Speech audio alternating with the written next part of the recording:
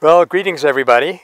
We're going to talk now about a concept in Gandhi's vision, Gandhi's philosophy, which is called Svadeshi, a term that he inherited from Indian vocabulary.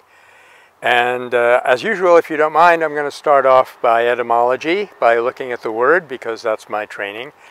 And the word Svadeshi consists of two words, or, well, I guess, two words and a suffix. So the words are sva, the prefix sva means one's own, so that like Raj means regime or control, and Swaraj means control of yourself, and that was the word that he used for freedom. Hind Swaraj, famous book that he writes in 1909, literally means India's home rule. Or let's take, another good one is Svadharma. Dharma means the law, the overriding law of existence, which is said in the Indian epics to be nonviolence. Ahimsa paramo dharma, nonviolence is the supreme law. But there's also my svadharma, or my own law. This is how I articulate my life and my vision with the overriding dharma. Desha means a region, a country, a place that you can point to. And Svadesha means my own country, and Svadeshi means dealing with my own country. So the word is used to mean localism. So one way you can look at Svadeshi, and a very good way to look at it, is that Svadeshi is the exact opposite to and antidote to globalism. Centralization, hierarchy, globalism is contradicted and overcome by a focus on Svadeshi, on our own regime. Now, all of Gandhi's vocabulary, and this has been pointed out by an academic colleague of mine by the name of Michael Sonnleitner, his vocabulary was very flexible because the key words in his thinking had very simple applications and they had deeper applications. So if you weren't ready for the deeper applications, no problem.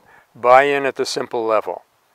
In Svadeshi, the simplest level in terms of the freedom struggle was to boycott foreign goods, which were Videshi, had to do with another regime, and to purchase local goods, which were Svadeshi. That's the simplest possible level.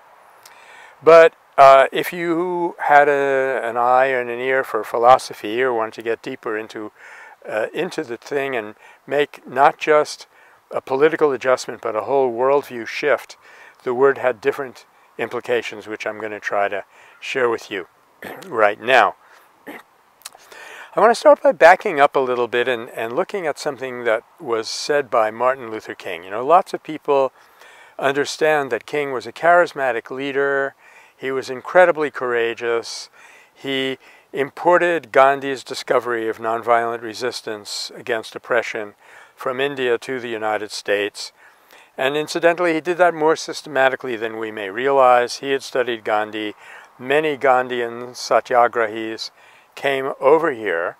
Many African-American freedom struggle people went over to India. There was more of a systematic exchange than we thought. But anyway, we know all of this about Martin Luther King, but I'm just beginning to realize how brilliant he was and what a foresighted vision he had of humanity and of reality. And I've quoted one of his important statements already, that they did not express anger as such, they expressed anger under discipline for maximum effect, which is the key to how satyagraha works. But he also said, I can never be what I ought to be until you are what you ought to be. And you can never be what you ought to be until I am what I ought to be. Now just think about the revolutionary implications of this. It means that, contrary to everything we're taught, in business, in conflict, in personal relations, we're taught to compete. We're taught that in order for me to be what I ought to be, or what I want to be, somebody else has got to not be what they ought to be. That the world is a regime of scarcity, and we are condemned to competing for scarce resources in this world. Whew. No, he completely cuts the bottom out from under that. And he says, okay, if you continue to oppress me as a black person, as an African American, you are diminishing yourself. That you can never be fulfilled until I am fulfilled, or until at least you've done everything that you can to help me be fulfilled. Look at this ghastly persecution of Jews during the Holocaust in Germany and elsewhere. And you have a German chancellor coming up some years after the emotional trauma has subsided a little bit, saying, we miss our Jews. Really, Germany is a little bit less for having expelled and crushed those people. So the ultimate well-being that we're all striving for is not competitive, it's complementary. That's a revolutionary concept. And now you immediately see that this idea of Svadeshi that we're developing ties in to Gandhian economics, and it ties into Satyagraha. All of these things pull together very, very nicely. At the end, maybe we'll try to wrap it up and develop a grand unified theory of nonviolence that can be the overarching framework. So Svadeshi meant dealing with, and I'm talking now about the deeper Svadeshi, meant dealing with your own capacities before you try to fix somebody else's problem. I have to know what are my strengths and weaknesses. I have to do everything that I can to overcome my weaknesses and develop my strengths before I can be of maximum use to somebody else. And he tended to interpret this concept of Svadeshi, which incidentally some people think was Gandhi's greatest contribution. And if you understand Svadeshi, you really understand the man. And if you don't understand Svadeshi, you can't make sense of other things that he taught. That's very plausible to me. But he tended to apply the concept of Svadeshi, of course economically. We have the famous Khadi or Charkha campaign to have people spin their own cotton into thread and form networks to do their own cloth, so they didn't have to buy expensive cloth from Lancaster, from Britain, which really undercut the entire control that the Raj had over India. Of course it meant that. It meant buy Swadeshi and not Videshi, and people have caught on to that. A friend of mine, Mubarak Awad, was a designer of the first intifada, or nonviolent insurrection, in Palestine in the 1980s. And the first thing that they did was they decided not to buy Israeli cigarettes. Because if it was up to me, they shouldn't have bought cigarettes at all. But okay, I'm not going to moralize here. But when they decided not to buy Israeli cigarettes and only buy Palestinian cigarettes, it was a big blow against the control systems of the Israeli occupation. So, well and good, and we understand how this can work. But even at this level, it required struggle and sacrifice. Homespun cotton, I happen not to be wearing it today. That was not a good idea. I should have worn my khadi shirt. Homespun cotton is not as comfortable as stuff like this that's manufactured on a loom somewhere. They do something that's more comfortable, more colorful. He was adamant. He said, a mother does not look at her child and say, I don't like this baby. It has too many freckles. I'm going to trade it in and get somebody else's baby. And just as we have that, here's where we start to get into the philosophy of the thing. Just as we are born into a particular situation and a particular region and a particular family for a reason. And we have to deal with that situation before we can deal with situations of other people.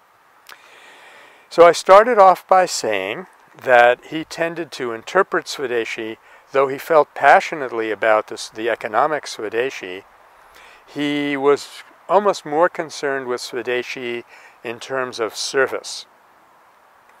Once a young man came to him, I am sure many young men came to him and said, I want to join the campaign.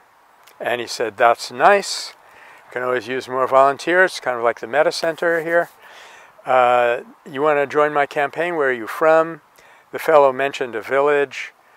And Gandhi said, I visited your village. It's a cesspool. For you to come here and join the national struggle and leave your village in that condition is a sin. There's a strong word coming from Gandhi. So he sent this guy back. I mean, in running a nonprofit, I know, we like volunteers. To send one back took some restraint on his part, took a lot of restraint on the part of the young man, who was drawn to the glory, you know, of the freedom struggle. Meanwhile, people are dying of cholera and starving to death in his village, and he hasn't done anything about it. So one of Gandhi's famous statements on Svadeshi is that we can only serve mankind in general, humankind, by serving those closest to us. We've been put in that situation for a reason. Now, we have to realize this could be interpreted more literally in India than it can be interpreted today in the United States. I was born 3,000 miles away from here. I am not going to go back to Brooklyn and solve all the problems in Brooklyn before I come here to California. It doesn't mean quite the same literal thing, because the village structure it doesn't even exist anymore, hardly, in the West. Americans change their locale, I think, on the average once every 7 years. There were Indians who didn't change their locale for 700 years. You know, my grandfather and his grandfather came from this village. So we needn't interpret it quite so literally, but that doesn't mean that the principle is not valid. And the principle is, you've been given certain strengths and weaknesses, know what they are, develop them before you try to deal with the outside world. Now, there's at least one other important principle that has to be added into this, because from what I've said so far, it can seem restrictive. You know, I'm born in a Chicago ghetto. Do I have to stay here for the rest of my life? Or I'm born with certain difficulties. Will I never be able to help my fellow human being? No. The way the system worked, and this is quite important to realize, is that when you have dealt with your Svadeshi, your own personality, your own family, your own neighborhood, your own buying patterns, when you have dealt with that successfully, your influence spreads. And this is exactly what happened with Gandhi. He has this training period in South Africa. He comes back to India confident that he can liberate the country through nonviolence. He does not go to Delhi. He does not go to Calcutta. He settles down near his hometown, speaking mainly Gujarati with fellow Gujarati speakers. He finds issues there and works on them until he's called away to Champaran and in Bihar and other regions. And if you read the beginning chapter or the preface of Satyagraha in South Africa, you'll see how he gradually expanded his network, his circle of influence. But he never overleapt it. So, for example, in the 1930s, I think it was probably around 1934, a well-known African-American theologian and community organizer and activist, Howard Thurman, went on a delegation to Gandhi. He's one of those people who, you know, crossed that border. And he was impressed with Gandhi, and his wife was even more impressed with Gandhi. And she said, Mr. Gandhi, you must come to America. We need you here. Gandhi said, if I come to America, I will be a 9 days wonder in America. In other words, I'll be a media star of some kind. Say, oh my, look at the guy with the 2 goats and the funny hairdo and the clothes. Nobody will take me seriously. In the meantime, I'll lose everything that I've been working on in India because it needs my direct participation. But, he said, if I can succeed here in India, I can create, and this is his exact terms, an ocular demonstration of the power of nonviolence. And then people in your Svadeshi can pick it up. And I think Martin Luther King Jr., whose name was Michael King at that time, was about 6 years old at the time that happened. So it worked out exactly as he had predicted, by sticking to his culture where people understood him and being able to use techniques that they intuitively understood. For example, the famous thing that is so puzzling to us Westerners, that whenever he wanted more power, he renounced something.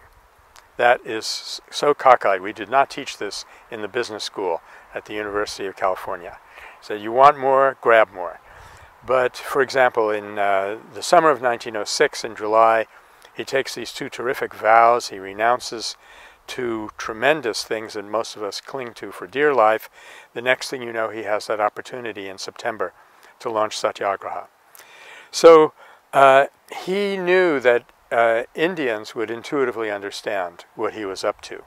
He knew that they would intuitively understand that he was primarily basing his campaign on his spiritual accomplishments. That's why when he called spinning, for example, a yajna, a sacrifice. He called satyagrahis who would join him on a march, pilgrims. He was resonating with them on a level that was very efficient. But if he went to America, he'd have to like rebuild Vedic civilization from the ground up before people... Well, let me qualify that. Everybody appreciates unearned suffering. There are basic laws of nonviolence which everybody would appreciate. But in order to get it across in a country which had not developed nonviolence, and to speak to them through a cultural language that they could grasp, it would have taken more than a lifetime. Similarly, when he was in South Africa, now some people today, because we're so sensitized to the African Caucasian racial split, we sometimes criticize him for not helping the black South Africans. But he did help them. He helped them in exactly the way that he helped them in America, by doing what he could with his community so that it built up to a very clear picture on a big scale, and they could learn what they could learn from that and carry it out and carry that to the end of apartheid. So to recap a little bit, I think in Svadeshi, he hit upon a concept that was fundamental to a change that has to occur in our way of looking at the world. We tend to approach life through a paradigm of uniformity. A friend of mine, colleague of mine, once explained, this is why physics has made such tremendous intellectual strides and biology has not. It's because physics can deal with a world of uniformity. All these little particles are exactly the same. There's trillions of them out there. Biology cannot do that. Every single organism is unique. We don't have a model to make sense out of a set where everything in the set is different. So we tend to think of unity and uniformity, and I have to say it isn't working very well, whereas he intuitively, as part of his heritage, had a concept of unity and diversity, which is why Martin Luther King was able to say, when I'm fulfilled to that extent, you'll be that much more fulfilled. So instead of unity and diversity, the people that he was up against were looking at a world of competition and uniformity. That's how profound the concept of Svadeshi is. And that's why I think if we grasp it through study and practice, it'll be a valuable component in what we like to call the Great Turning. Thank you very much.